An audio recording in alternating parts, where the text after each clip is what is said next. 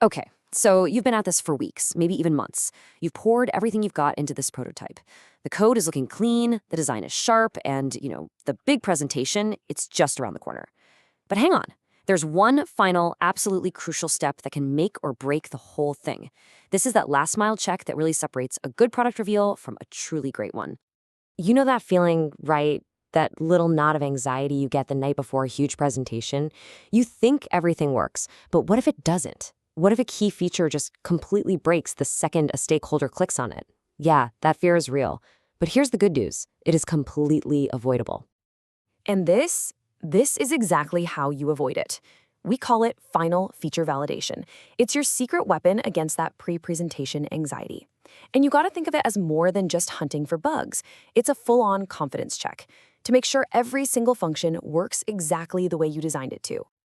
Now, this whole validation process pretty much rests on three core pillars. So let's start with the absolute foundation.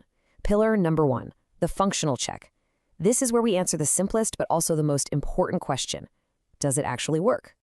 So think of this like you're doing a methodical sweep of the entire prototype. You're clicking every button, you're testing every single link, and you're verifying every interaction. Does tapping this icon trigger the right action? Does this link actually go to the correct page? And, most critically, can a user get from point A to point B and successfully complete their task? And here's the really crucial part. This isn't just you clicking around randomly.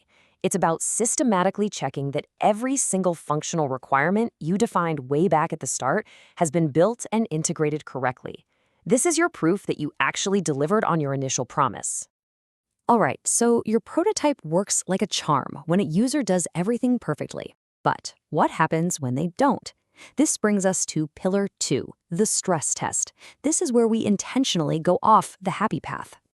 Your goal here is to actively try to break things. Seriously, you have to start thinking like a real unpredictable user. What happens if they press the wrong button? Or what if they try to skip a critical step or maybe go backward in the flow? This is how you find those hidden flaws that can totally derail a live demo. And this right here is the core difference we're talking about. You've got the expected path, right? The perfect scenario. But then you've got the reality of a user trying to submit an empty form. That's the edge case. A great prototype handles both of those situations gracefully. So does yours show a helpful error message, or does it just freeze up and crash? See, this is why stress testing is so essential.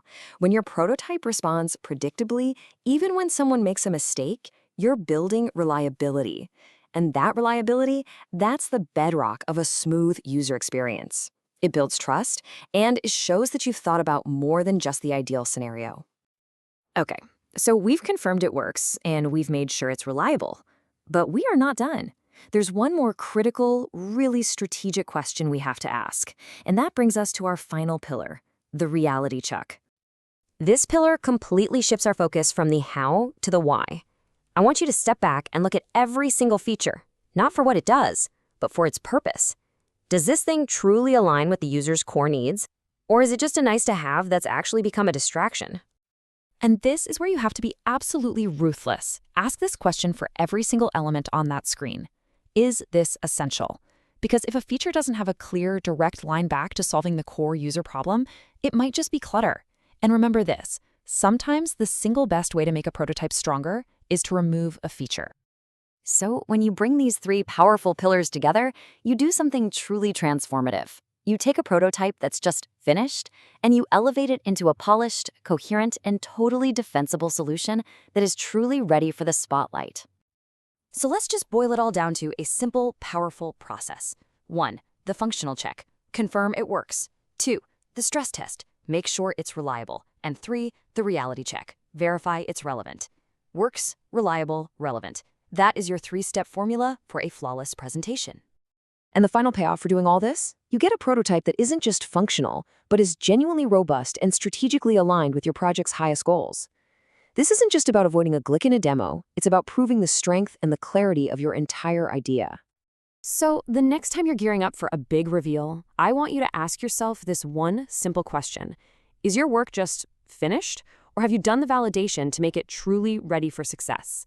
Because as you now know, the difference between those two is everything.